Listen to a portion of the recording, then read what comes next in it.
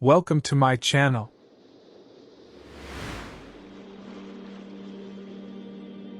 So what is this realm that the Day of the Covenant took place in? It's a realm that's known as Alam-Adar, which is the realm of Adar. Adar is where we were first created, where we were first brought to life. And that Alam, that realm is a part of the greater realm, which is known as Alam-Arwa, the realm of the souls, where the souls gather. So Alam-Dar is more specific than Alam-Arwa, the place we took that covenant with the Lord Almighty Allah. That realm that we existed in, as we took that covenant, is a part of that Alam-Arwa, the realm of the souls. Just like after we pass away from this world, there is Alam-Barzakh. Barzakh, which is the transition realm, is also a part of Alam-Arwa, the realm of the souls. So what is this Alam-Arwa? And it's a really strange realm. The realm of the souls is a really strange realm. It has never ceased to exist. We still interact with it even in this world at times when we're in our sleep. Partially but not fully, as the scholars describe when we pass away.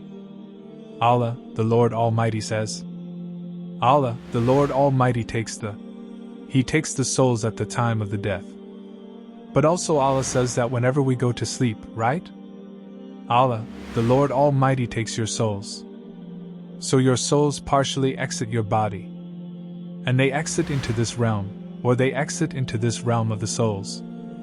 And when you're in this realm of the souls, you interact with the things that you're not accustomed to interacting. So, is it possible, for example, that you end up meeting another person in that realm?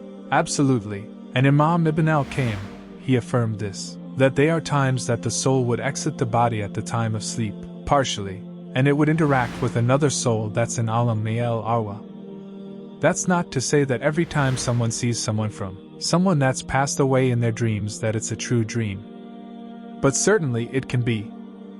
It's like when you see the Prophet Muhammed, peace be upon him. May Allah grant us that ability to see him in our dreams. And on the Day of Judgment, and in Jannat al-Firdaus, you get a chance to see the Prophet, peace be upon him. Your soul interacted with the soul in that realm, which is so strange that we cannot define the parameters of that realm. We are completely clueless when it comes to that realm. In fact, Allah says to the Prophet, peace be upon him, they ask you about the soul in general. And it's so complex that Allah says, just say that the soul is from the affairs of your Lord. There is no way to even really fully put parameters or define what the soul is, okay? So the question becomes, what were our souls doing from the time we took that covenant until the time that we came into this world? Were they interacting with one another? Because they do interact with one another, as it's established through many authentic narrations. In Al-Barzakh, in the realm after this world. What about before this world?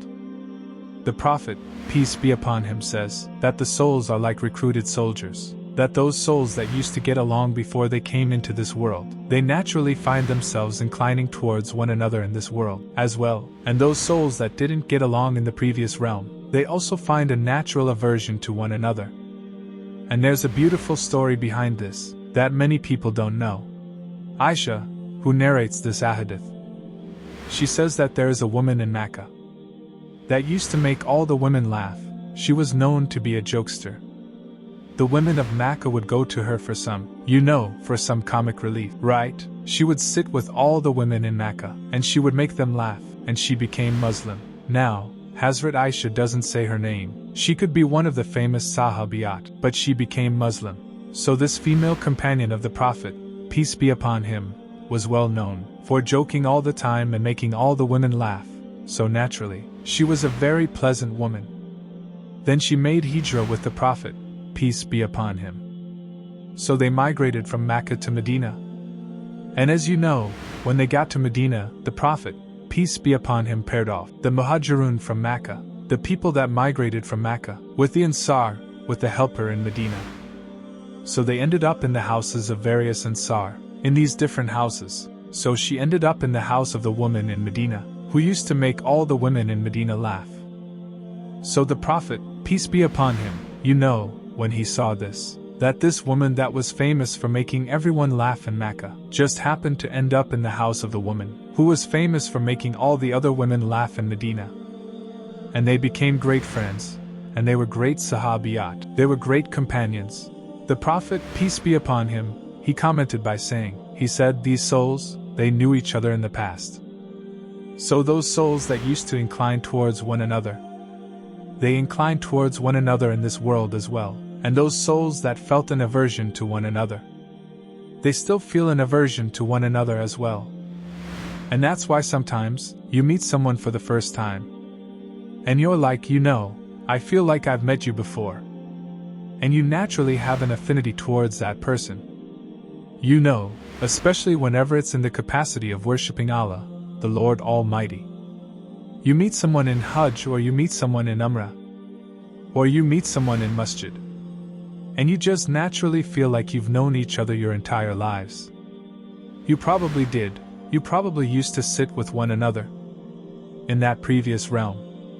And you probably liked one another in that previous realm. And the Lord Almighty Allah says in Surah Maryam, that indeed those who have believed and done righteous deeds, the Most Merciful will appoint for them affection. He will send them special friends.